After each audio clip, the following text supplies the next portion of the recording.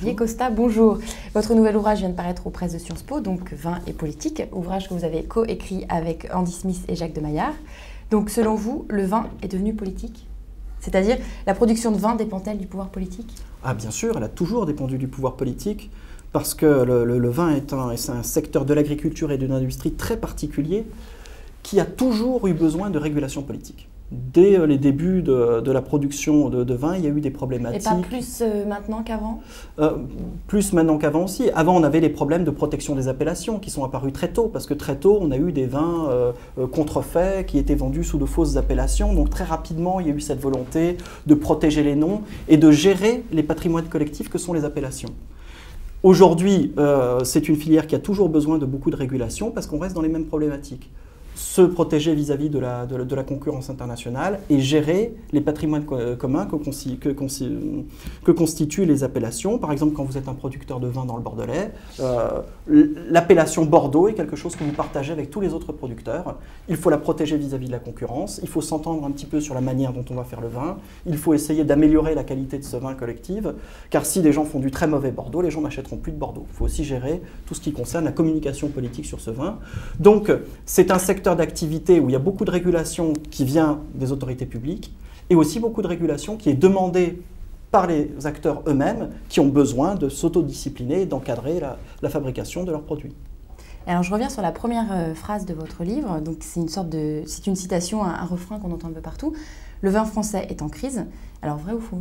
Le vin français, il est en crise, mais c'est vrai que si on remonte un peu dans l'histoire, il a toujours été en crise. On a toujours eu des manifestations de viticulteurs mécontents, on a toujours eu différents soucis, le phylloxéra, les grandes gelées, la baisse de la consommation, des concurrences déjà avec les vins d'Algérie à l'époque ou les vins italiens. Alors aujourd'hui, il y a une nouvelle crise qui s'appelle globalisation.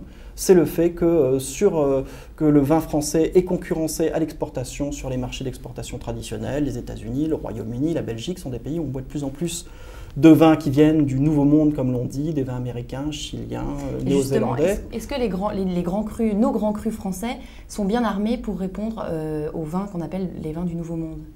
Les très grands crus, oui. C'est-à-dire que les grands crus français qui ont su ne pas se reposer sur leur laurier, moderniser leurs pratiques, garder un marketing agressif, etc., n'ont aucun souci à se faire, surtout qu'il y a sans cesse une nouvelle clientèle.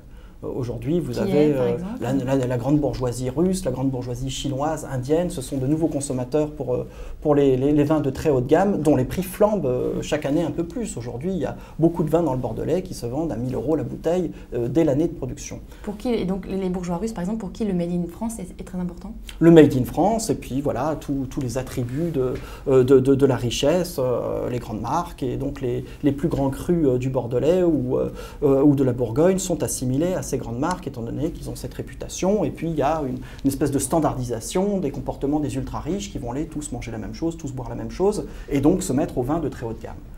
Il y a d'autres acteurs qui ont beaucoup plus de soucis à se faire, c'est notamment les gens qui produisent du moyen de gamme dans le Bordelais et qui se retrouvent en concurrence frontale avec des vins produits dans le Nouveau Monde, qui ne sont pas mauvais, qui disposent d'un marketing très très puissant, qui ont souvent des coûts de fabrication très faibles et surtout qui ont développé de nouveaux produits qui sont plus faciles à boire pour essayer de séduire de nouvelles générations de consommateurs. Et justement, là, vous parlez de Bordelais. En fait, votre livre, c'est une étude de cas sur le vignoble bordelais. Est-ce qu'il est représentatif du système productif français?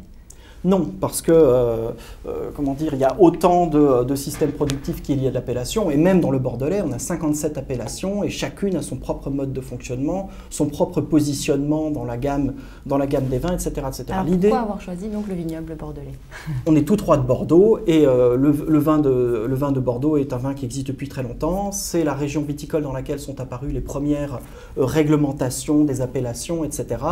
Réglementations qui ont fait modèle à l'échelle française, réglementations qui ont ensuite fait modèle à l'échelle européenne et qui aujourd'hui essayent de s'imposer à l'échelon international.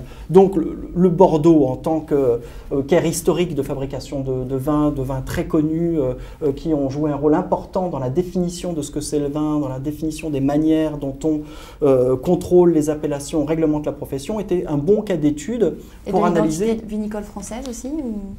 Oui, le bordelais est assez représentatif de cette identité viticole. Alors, il y a différentes traditions. Dans le Midi, on a une toute autre tradition viticole qui est plus une tradition de petits viticulteurs qui travaillent en coopérative avec une culture politique plus de gauche, alors que ce n'est pas le cas dans le bordelais. Il n'en reste pas moins que le bordelais illustre bien cette idée du vin qui n'est pas simplement un produit industriel, mais qui est un produit agricole, qui est un art de vivre, qui est lié à une certaine conception de la vie, de la culture, de l'histoire, très ancrée dans des traditions, des représentations, la notion de château, la notion de terroir, etc. Et c'est un peu cette image-là que les Français essayent de vendre contre une vision beaucoup plus industrielle du vin, qui est celle des Néo-Zélandais, des Australiens ou des Américains. Pour plaire aux clients, vous parlez du marketing du vin.